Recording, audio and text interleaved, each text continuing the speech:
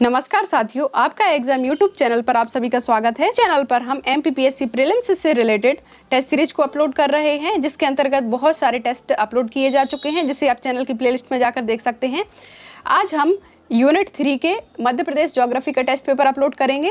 इसके पहले वाले जो पार्ट में 1 से लेकर 50 तक के जो क्वेश्चन हैं, इनको अपलोड किया गया है, जिन्हें आप देख सकते हैं। आज हम 51 से लेकर 100 तक के क्वेश्चन को सॉल्व करेंगे। तो चलिए शुरू करते हैं। नेक्स्ट क्वेश्चन है, भारत व मध्य प्रदेश में क्रमशः सर्वाधिक क्षेत्र में कौन सी मिट्टियां पाई जाती हैं? तो भारत में सर्वाधिक क्षेत्रफल पर जलोढ़ मिट्टी पाई जाती है, जबकि मध्य प्रदेश में सर्वाधिक क्षेत्रफल पर काली मिट्टी पाई जाती है। जो मध्य प्रदेश में काली मिट्टी है, लगभग 40% भाग पर पाई जाती है। नेक्स्ट क्वेश्चन है, लाल पीली मृदा में पीला रंग उत्तरदायी है। तो लाल पीली मृदा में जो पीला रंग होता है, यह फेरिक ऑक्साइड के कारण होता है। शुरू में यह मृदा पीले रंग की ही होती है, परंतु बारिश के दौरान जब इसमें बारिश की बूंदें पड़ती हैं तो यह लाल रंग में कन्वर्ट हो जाती है। किसमें? यही, इसलिए इसको लाल पीली मृदा भी कहते हैं। और ये पीला रंग किसके कारण होता है? फेरिक ऑक्साइड की उपस्थिति के कारण होता है। तो ए ऑप्शन बिल्कुल सही है। नेक्स्ट क्वेश्चन है, मध्य प्रदेश में मृदा परीक्षण संस्थान कहाँ है? तो मध्य प्रदेश में मृदा परीक्षण संस्थान यह भोपाल में है। कहाँ? भोपाल में मृदा परीक्षण प्रशिक्षण संस्थान। नेक्स्ट क्वेश्चन है, निम्नलिखित कथनों पर विचार करना है और सत्य कथन पर चयन करना है। तो यहाँ पे देखेंगे, सबसे जो पहला स्टेटमेंट है, मृदा की अम्लीयता कम करने के लिए चूने का प्रयोग होता है, जो कि बिल्कुल सही है, क्योंकि मृदा की जो एसिडिक सॉइल होती है, उसके ट्रीटमेंट के लिए हम चूने का ही छिड़काव करते हैं। अम्लीय मृदा का पीएच 7 से कम होता है, बिल्कुल सही है, क्योंकि अम्लीय मृदा का पीएच 7 से कम और क्षारीय मृदा का 7 से ज़्यादा पीएच होता है। अधिक वर्षा वाले क्षेत्रों में क्षारीय मृदा पाई जाती है, जो कि गलत है। अधिक वर्षा वाले क्षेत्रों में अम्लीय मृदा या लैटेराइट मृदा पाई जाती है। तो इसका ऑप्शन 1 व 2 बिल्कुल सही है। नेक्स्ट क्वेश्चन है, मध्य प्रदेश का कौन सा क्षेत्र उत्खात भूमि की समस्या से ग्रसित है? तो मध्य प्रदेश में चंबल द्वारा जो बीहड़ों का निर्माण किया गया है, इसमें अबनालिका परदौन द्वारा भिंड, मुरैना, श्योपुर वाला क्षेत्र उत्खात भूमि या वेटलैंड की समस्या से ग्रसित है। नेक्स्ट क्वेश्चन है, कपास की कृषि के लिए कौन सी मृदा सर्वाधिक उपयुक्त है? तो कपास की खेती के लिए काली मिट्टी या रेगुर मिट्टी या कपासी मिट्टी सर्वाधिक उपयुक्त है। किसके लिए? कपास की खेती के लिए। काली मिट्टी को चारनोजम मिट्टी भी कहते हैं। नेक्स्ट क्वेश्चन है, निष्क्षालन या लीचिंग की प्रक्रिया में कौन सी मिट्टी का निर्माण होता है? जो लीचिंग की प्रक्रिया होती है, इससे लैटेराइट मिट्टी का निर्माण होता है, क्योंकि लीचिंग की प्रक्रिया जहां अधिक वर्षा वाला जो क्षेत्र होता है, वहां पर पहाड़ी एरिया में उपजाऊ भूमि और जो ह्यूमस है बहकर नीचे आ जाता है, यहाँ केवल पथरीली भूमि बचती है, इसलिए ऐसी पर्वतीय मिट्टी को लैटेराइट मृदा कहा जाता है और लीचिंग की प्रक्रिया के कारण लैटेराइट मृदा का निर्माण होता है। मध्य प्रदेश में जो लैटेराइट मृदा है, बैतूल, अमरकंटक आदि क्षेत्रों में पाई जाती है, जहाँ पर कॉफी कहवा की खेती की जाती है। आपका नेक्स्ट क्वेश्चन है, मध्य प्रदेश में उगाई जाने वाली रबी फसल कौन कौन सी है? तो गेहूं, सरसों और मटर, यह आपकी रबी की फसल है, जबकि धान है यह खरीफ की फसल है। तो रबी की फसल कौन सी हो जाएगी?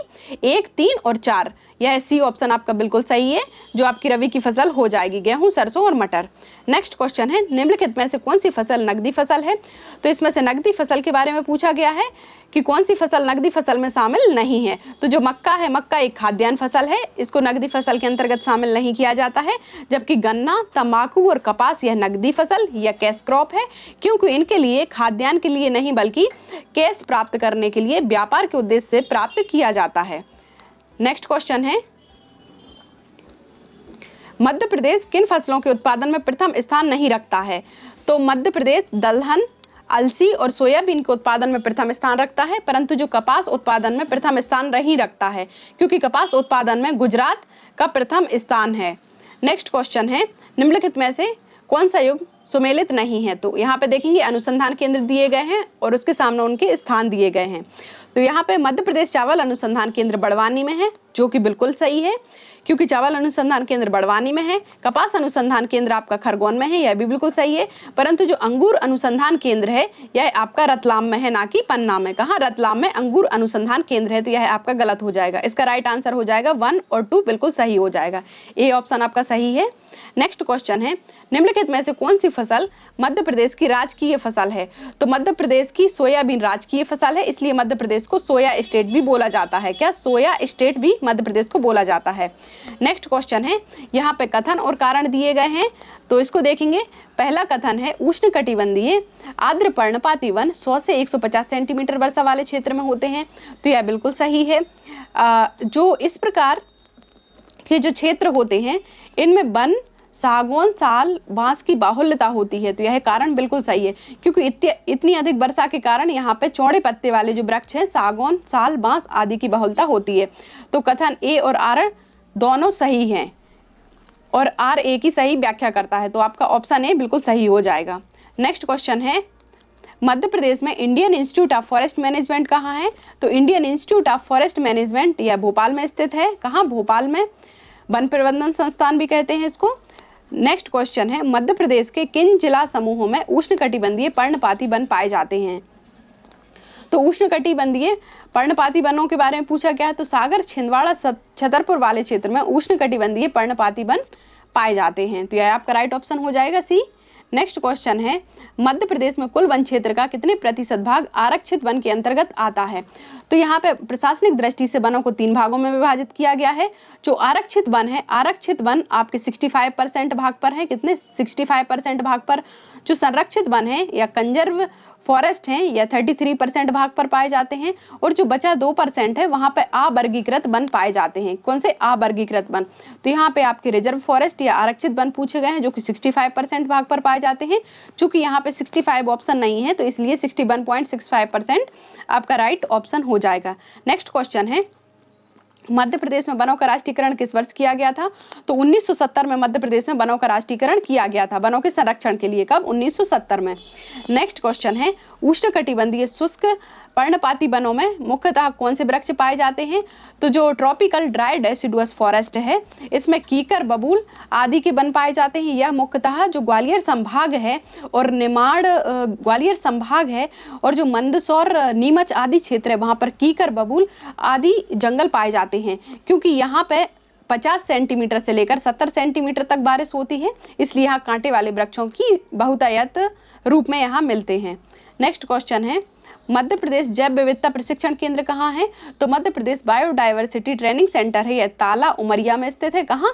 जैव विविधता प्रशिक्षण केंद्र ताला उमरिया में अवस्थित है। तो ये डी ऑप्शन आपका सही हो जाएगा। नेक्स्ट क्वेश्चन है कि निम्नलिखित में से कौन सा जो नेशनल पार्क है प्रोजेक्ट टाइगर में शामिल है? तो देखेंगे, बांधवगढ़ राष्ट्रीय उद्यान जो कि उमरिया में है, या इसे प्रोजेक्ट टाइगर के अंतर्गत शामिल किया गया है। माधव राष्ट्रीय उद्यान या शिवपुरी में है, इसे टाइगर प्रोजेक्ट के अंतर्गत शामिल नहीं किया गया है। कान्हा राष्ट्रीय उद्यान है, इसे भी टाइगर प्रोजेक्ट के अंतर्गत शामिल किया गया है। कब? 1974 में इसको शामिल किया गया था, जो कि मंडला बालाघाट क्षेत्र में विस्तृत है। पेंच राष्ट्रीय उद्यान है, इसे भी 1983 में टाइगर प्रोजेक्ट के अंतर्गत शामिल किया गया था। तो 1, 3 और 4 ये आपका राइट ऑप्शन हो जाएगा। कौन सा? 1, 3 एंड 4 कहाँ दिया है? बी ऑप्शन आपका करेक्ट हो जाएगा। नेक्स्ट क्वेश्चन है, मध्य प्रदेश के किस राष्ट्रीय उद्यान का संबंध केन-बेतवा लिंक प्रोजेक्ट से है? तो मध्य प्रदेश में जो केन-बेतवा लिंक प्रोजेक्ट है, उसके अंतर्गत जो पन्ना राष्ट्रीय उद्यान आ रहा है, इसलिए उसका कुछ क्षेत्र यहाँ से विस्थापित किया गया है। तो जो पन्ना राष्ट्रीय उद्यान है, केन-बेतवा लिंक प्रोजेक्ट के अंतर्गत अफेक्टेड हुआ है। नेक्स्ट क्वेश्चन है, मध्य प्रदेश के किस राष्ट्रीय उद्यान से राष्ट्रीय राजमार्ग 3 गुजरता है? चूंकि यह क्वेश्चन पुराना है, तो इसे आप इग्नोर कर दीजिए। पहले यह नेशनल हाईवे है, यह माधव राष्ट्रीय उद्यान से गुजरता था, परंतु वर्तमान में माधव राष्ट्रीय उद्यान से NH46 गुजरता है और NH27 यहाँ से गुजरता है। नेक्स्ट क्वेश्चन है, सूची 1 को सूची 2 से मिलान कीजिए। यहाँ पर दिया गया है राष्ट्रीय उद्यान और प्रोजेक्ट टाइगर दिए गए हैं। तो जो कान्हा-किसली राष्ट्रीय उद्यान है, इसको प्रोजेक्ट टाइगर के अंतर्गत कब शामिल किया गया था? तो 1974 में इसको शामिल किया गया था। सतपुड़ा राष्ट्रीय उद्यान को 1983 में शामिल किया गया था, जबकि जो पन्ना नेशनल पार्क है, इसको 1981 में शामिल किया गया था प्रोजेक्ट टाइगर में। और जो बांधवगढ़ राष्ट्रीय उद्यान है उमरिया में, उसे 1993 में प्रोजेक्ट टाइगर के अंतर्गत शामिल किया गया था। तो इसका राइट ऑप्शन हो जाएगा 3, 2, 1 और 4। नेक्स्ट क्वेश्चन है, मध्य प्रदेश में स्थित निम्नलिखित राष्ट्रीय उद्यानों में से कौन सा मोगली भूमि या रुडयार्ड किपलिंग द्वारा जो एक बुक लिखी गई थी, जंगल बुक, उसके अंतर्गत माना जाता है? तो जो पेंच राष्ट्रीय उद्यान है, इसको प्रियदर्शनी नेशनल पार्क या मोगली भूमि नेशनल पार्क के नाम से ही जाना जाता है, क्योंकि यहीं पे जो रुडयार्ड किपलिंग है, उनके द्वारा जंगल बुक या मोगली के संबंध में जो बुक लिखी गई थी, वो पेंच नेशनल पार्क पर ही आधारित है। नेक्स्ट क्वेश्चन है, मध्य प्रदेश के राष्ट्रीय उद्यान व अभ्यारण्यों में सबसे अधिक कौन सा जानवर पाया जाता है? तो चीतल है मध्य प्रदेश के नेशनल पार्क और अभ्यारण्यों में सबसे अधिक संख्या में पाया जाता है। नेक्स्ट क्वेश्चन है, मध्य प्रदेश में जंगल गलियारा योजना किन दो राष्ट्रीय उद्यानों को जोड़ने की योजना है? तो जो बांधवगढ़ नेशनल पार्क उमरिया में है और कान्हा-किसली नेशनल पार्क यह मंडला बालाघाट में है, उनको जोड़ा गया है। क्यों जोड़ा गया है? ताकि यहाँ जानवर हैं, जो यहाँ के जंगली जानवर, वो यहाँ से आसानी से जा सके और उनके लिए अधिक निवास क्षेत्र उपलब्ध हो सके, इसलिए बांधवगढ़ और कान्हा-किसली पास पास है, इनको आपस में जोड़कर जंगल गलियारा योजना शुरू की गई है। नेक्स्ट क्वेश्चन है, मध्य प्रदेश में मगरमच्छ और घड़ियालों के संरक्षण कहाँ किया जा रहा है? तो जो चंबल नदी और सोन नदी में मगरमच्छ और घड़ियाल के लिए संरक्षण केंद्र स्थापित किया जा रहा है। नेक्स्ट क्वेश्चन है, मध्य प्रदेश में निम्नलिखित में से कौन यूनेस्को के बायोस्फीयर रिजर्व में शामिल है? तो पचमढ़ी, अचानकमार, अमरकंटक और पन्ना, यह तीनों बायोस्फीयर रिजर्व में शामिल है, परंतु पेंच इसके अंतर्गत शामिल नहीं है। तो इसका राइट ऑप्शन हो जाएगा 1, 2 और 4, बी ऑप्शन आपका करेक्ट हो जाएगा। पचमढ़ी, अचानकमार, अमरकंटक और पन्ना, इन तीन को यूनेस्को के अंतर्गत बायोस्फीयर रिजर्व में शामिल किया गया है। नेक्स्ट क्वेश्चन है, मध्य प्रदेश का सबसे बड़ा और सबसे छोटा वन्यजीव अभ्यारण्य कौन सा है? तो एरिया वाइज देखा जाए तो नौरादेही अभ्यारण्य जो कि सागर में है और रालामंडल अभ्यारण्य इंदौर में है। तो नौरादेही सबसे बड़ा अभ्यारण्य हो गया और रालामंडल क्षेत्रफल के आधार पर सबसे छोटा अभ्यारण्य हो गया। तो बी ऑप्शन आपका करेक्ट है। नेक्स्ट क्वेश्चन है, यहाँ पर अभ्यारण्य दिए गए हैं और उनसे संबंधित जिले दिए गए हैं, इनका मिलान करना है। तो जो करेरा सेंचुरी है यह आपकी शिवपुरी में है। सिंघौरी अभ्यारण्य है यह रायसेन में अवस्थित है। सिंघौरी अभ्यारण्य कहाँ? रायसेन में अवस्थित है। और जो केन अभ्यारण्य है यह छतरपुर में है, केन नदी के जो समीपस्थ जो क्षेत्र है वहां पर। तो केन अभ्यारण्य है यह छतरपुर में है। सरदारपुर अभ्यारण्य है यह धार में अवस्थित है। तो इसका राइट ऑप्शन क्या हो जाएगा? 2, 3, 4 और 1, सी ऑप्शन आपका करेक्ट हो जाएगा। 2, 3, 4 और 1, यह इसका राइट ऑप्शन हो जाएगा। नेक्स्ट क्वेश्चन है, बांधवगढ़ राष्ट्रीय उद्यान में पहुंचने के लिए निकटतम हवाई अड्डा कौन सा है? तो जो बांधवगढ़ नेशनल पार्क है यह उमरिया में अवस्थित है और इसके नियरेस्ट जो एयरपोर्ट है वो जबलपुर पड़ता है। कौन सा? जबलपुर आपका करेक्ट आंसर हो जाएगा, ए ऑप्शन सही। नेक्स्ट क्वेश्चन है, निम्नलिखित में से कौन सा धात्विक खनिज शामिल नहीं है? तो यहाँ पे देखेंगे लोहा, बॉक्साइट, चांदी यह धात्विक खनिज है। तांबा, बॉक्साइट, सीसा यह भी एक धात्विक खनिज है। सीसा, चांदी और सोना यह भी एक धात्विक खनिज है, परंतु अभ्रक, रॉक फास्फेट और ग्रेफाइट धात्विक खनिज नहीं है। तो यह आपका धात्विक खनिज के अंतर्गत शामिल नहीं किया जाता है। नेक्स्ट क्वेश्चन है, मध्य प्रदेश किस खनिज के उत्पादन में प्रथम स्थान रखता है? तो मध्य प्रदेश तांबा और हीरा के उत्पादन में अपना प्रथम स्थान रखता है। तांबा है जो बालाघाट से और हीरा है पन्ना से निष्कासित किया जाता है। नेक्स्ट क्वेश्चन है, निम्नलिखित कथनों पर विचार कीजिए। तो यहाँ पे दिया गया है मध्य प्रदेश कोयला उत्पादन में प्रथम स्थान रखता है, जो कि गलत है, क्योंकि मध्य प्रदेश थर्ड स्थान रखता है कोयला उत्पादन में। यह थर्ड, कभी 4, इस प्रकार से यह फ्लक्चुएट होता रहता है, तो यह गलत हो जाएगा। मध्य प्रदेश में सर्वाधिक कोयला सिंगरौली जिले में पाया जाता है, तो यह सही है। मध्य प्रदेश में कोयले की सबसे मोटी परत सुहागपुर कोयला परत है, तो यह भी बिल्कुल सही है। तो यहाँ आपका असत्य कथन पूछा गया है, तो केवल एक आपका असत्य हो जाएगा। नेक्स्ट क्वेश्चन है, मध्य प्रदेश का एकमात्र टंगस्टन उत्पादन किस स्थान पर होता है? तो मध्य प्रदेश में होशंगाबाद का जो आगर गांव है वहां पर टंगस्टन का उत्पादन होता है, होशंगाबाद के आगर गांव में। और जो टंगस्टन है उसको बल्ब का फिलामेंट बनाने के लिए यूज किया जाता है। नेक्स्ट क्वेश्चन है, मध्य प्रदेश का बालाघाट जिला किन खनिजों के उत्पादन में प्रथम स्थान रखता है? तो बालाघाट में मैग्नीज और तांबा दोनों खनिजों का उत्पादन होता है। कहाँ? बालाघाट में। तो यह हो जाएगा इसका सी ऑप्शन सही, मैग्नीज और तांबा बालाघाट जिलों में उत्पादित किया जाता है। नेक्स्ट क्वेश्चन है, सूची 1 को सूची 2 से मिलान करना है। तो यहाँ पे खनिज दिया गया है और सामने उनके स्थान दिए गए हैं। तांबे का जो निष्कासन है कहाँ से? मलाजखंड से होता है, जो कि बालाघाट में है। एस्बेस्टस है, एस्बेस्टस का उत्पादन कहाँ पे? झाबुआ से निकलता है एस्बेस्टस। और जो हीरा है यह मझगुवा, जो कि पन्ना के अंतर्गत आता है, तो मझगुवा से हीरा निकलता है। और जो कोरेंडम है, कोरेंडम एल्यूमिनियम का एक अयस्क है जो पीपर परकोटा सीधी जिले से निकलता है। तो इसका राइट आंसर हो जाएगा 3, 4, 2 और 1। नेक्स्ट क्वेश्चन है, मध्य प्रदेश खनिज विकास निगम की स्थापना कब हुई? तो मध्य प्रदेश खनिज विकास निगम की स्थापना 1962 में हुई है। मध्य प्रदेश खनिज विकास निगम की स्थापना। नेक्स्ट क्वेश्चन है, मध्य प्रदेश में जिप्सम कहाँ पाया जाता है? तो मध्य प्रदेश में जिप्सम है रीवा में पाया जाता है और जिप्सम का प्रयोग जो क्षारीय भूमि के उपचार के लिए जिप्सम का छिड़काव किया जाता है और जिप्सम मध्य प्रदेश के रीवा से निकाला जाता है। नेक्स्ट क्वेश्चन है, यहाँ पे सूची 1 को सूची 2 से मिलान करना है। यहाँ पे ताप विद्युत केंद्र दिए गए हैं और सामने उनके स्थल दिए गए हैं। जो अमरकंटक थर्मल पावर प्रोजेक्ट है यह अनूपपुर में है। अनूपपुर में है, बिल्कुल सही है। जो सतपुड़ा ताप विद्युत केंद्र है या पातड़खेड़ा बैतूल में है, यह भी बिल्कुल सही है। विंध्याचल ताप विद्युत केंद्र है या बेड़न सिंगरौली में है, बेड़न तहसील जो कि सिंगरौली के अंतर्गत आती है उसमें है, यह बिल्कुल सही है। पेंच ताप विद्युत केंद्र छिंदवाड़ा में है, यह भी आपका बिल्कुल सही है। तो 1 2 3 4 ये आपके सही मिलान यहाँ पे हो गए। नेक्स्ट क्वेश्चन है, निम्नलिखित कथनों पर विचार कीजिए। तो जो बॉक्साइट एल्यूमिनियम का अयस्क है, बिल्कुल सही है। मध्य प्रदेश में अमरकंटक प्रसिद्ध बॉक्साइट उत्पादन केंद्र है, तो यह भी आपका बिल्कुल सही है। आपको पता होगा जो बॉक्साइट का निष्कासन है अमरकंटक से होता है। अमरकंटक का जो बॉक्साइट है रेणुकूट उत्तर प्रदेश में निर्यात किया जाता है, तो यह बिल्कुल सही है, क्योंकि जो उत्तर प्रदेश का रेणुकूट है यहाँ पे हिंडाल्को एल्यूमिनियम की कंपनी है। कौन सी? हिंडाल्को। तो यहीं पे यहाँ से बॉक्साइट निकालकर वहाँ इस कंपनी में भेजा जाता है, तो यह भी बिल्कुल सही है। तो इसके 1 2 3 आपके सही हो जाएंगे। नीचे जो कुछ नेक्स्ट क्वेश्चन है वहाँ पे असत्य कथन को फाइंड आउट करना है। तो यहाँ पे देखेंगे मध्य प्रदेश का एकमात्र टिन खनिज उत्पादक जिला बैतूल है, तो यह बिल्कुल सही है।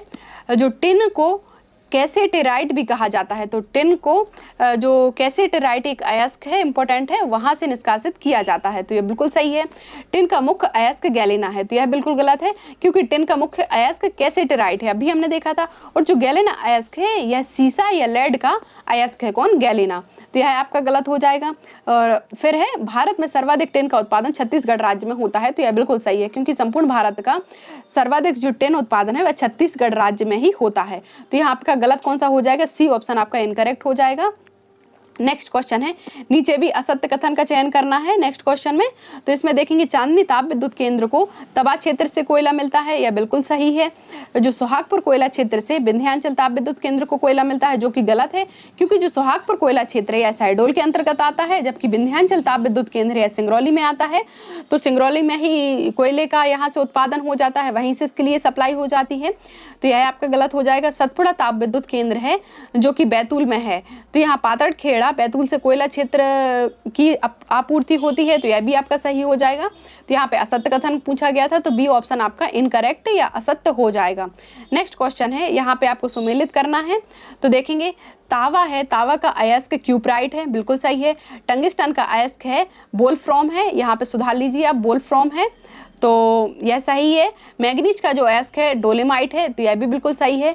परंतु जो पारा का अयस्क है कैलेमाइन नहीं है, क्योंकि पारे का अयस्क सिनेवार है। क्या है? आप इसे याद रखिए, सिनेवार पारे का अयस्क है, जबकि ये जो कैलेमाइन दिया गया है जिंक का अयस्क है। किसका? जिंक का अयस्क। तो ये आपका गलत हो जाएगा, असत्य हो जाएगा। जबकि जो तीनों हैं, तांबे का अयस्क क्यूप्राइट, टंगिस्टन का अयस्क वोल्फ्राम और मैग्नीशियम का अयस्क डोलोमाइट, यह आपके सही सुमेलित हैं यहाँ पे। नेक्स्ट क्वेश्चन है, मध्य प्रदेश में कौन सा ताप विद्युत केंद्र है? तो मध्य प्रदेश में देखते हैं बुंदेलखंड ताप विद्युत केंद्र जो कि छतरपुर में है, यह मध्य प्रदेश में ही है। मालवा ताप विद्युत केंद्र भी मध्य प्रदेश में ही है। सतपुड़ा ताप विद्युत केंद्र है, यह आपका कहाँ? बैतूल में है। सारणी ताप विद्युत केंद्र के नाम से भी जाना जाता है, तो यह भी आपका मध्य प्रदेश में है। तो इसका राइट आंसर हो जाएगा उपरोक्त सभी मध्य प्रदेश में अवस्थित हैं। नेक्स्ट क्वेश्चन है, मध्य प्रदेश का पहला ताप विद्युत केंद्र कौन सा है? तो मध्य प्रदेश का पहला ताप विद्युत केंद्र आपका चांदनी ताप विद्युत केंद्र है। और जो चांदनी ताप विद्युत केंद्र है, यहाँ पे नेपानगर बुरहानपुर में जो आपकी अखबारी कागज की फैक्ट्री स्थापित हुई थी, उसकी सप्लाई के लिए, विद्युत सप्लाई के लिए चांदनी ताप विद्युत केंद्र 1953 में स्थापित किया गया था, जो कि मध्य प्रदेश में प्रथम ताप विद्युत केंद्र है। कितना? 1953 में स्थापित किया गया था। और शुरू में इसमें 17 मेगावाट विद्युत का उत्पादन किया जाता था, परंतु वर्तमान में इसकी क्षमता बढ़ाकर 177 मेगावाट कर दी गई है। ये सारे फैक्ट इंपॉर्टेंट हैं, तो इसे भी आप याद रखिए। नेक्स्ट क्वेश्चन है, मंडीदीप में स्थित ऑप्टिकल फाइबर कारखाना किसके सहयोग से स्थापित किया गया है? तो जो मंडीदीप रायसेन है, वहां पे जो ऑप्टिकल फाइबर का कारखाना स्थापित किया गया है वह जापान के सहयोग से किया गया है। किसके? जापान के सहयोग से। नेक्स्ट क्वेश्चन है, मध्य प्रदेश का प्रथम सौर ऊर्जा संचालित हवाई अड्डा कौन सा है? तो जो देवी अहिल्याबाई हवाई अड्डा है इंदौर में, इसके ऊपर सोलर पैनल लगाए गए हैं और यह पूर्णतः सोलर एनर्जी से संचालित हो रहा है। कौन सा? देवी अहिल्याबाई हवाई अड्डा, जो कि इंदौर में अवस्थित है। नेक्स्ट क्वेश्चन है, निम्नलिखित में से मध्य प्रदेश का कौन सा औद्योगिक क्षेत्र भारत सरकार के औद्योगिक केंद्र में शामिल है? तो पीलूखेड़ी राजगढ़, पीथमपुर धार, पुरैना जो कि पन्ना में अवस्थित है, मेघनगर झाबुआ में, यह चारों जो औद्योगिक केंद्र है यह भारत सरकार के औद्योगिक केंद्र में शामिल है। इसके अलावा 2 अन्य क्षेत्र हैं, वह भी औद्योगिक केंद्र भारत सरकार के अंतर्गत शामिल हैं? तो इसका ऑप्शन हो जाएगा 1, 2, 3, 4, यह आपका सही ऑप्शन हो जाएगा। आज का लास्ट क्वेश्चन है, मध्य प्रदेश में रेल मार्ग की कुल लंबाई कितनी है? तो 6100 किलोमीटर मध्य प्रदेश में कुल रेल मार्ग की लंबाई है। Thanks for watching. यदि आपको वीडियो पसंद आया हो तो प्लीज़ वीडियो को लाइक कीजिए और चैनल को सब्सक्राइब कीजिए। नेक्स्ट पेपर आपको किस यूनिट पर चाहिए है, आप प्लीज़ कमेंट बॉक्स में इसे ज़रूर बताएं। Thank you.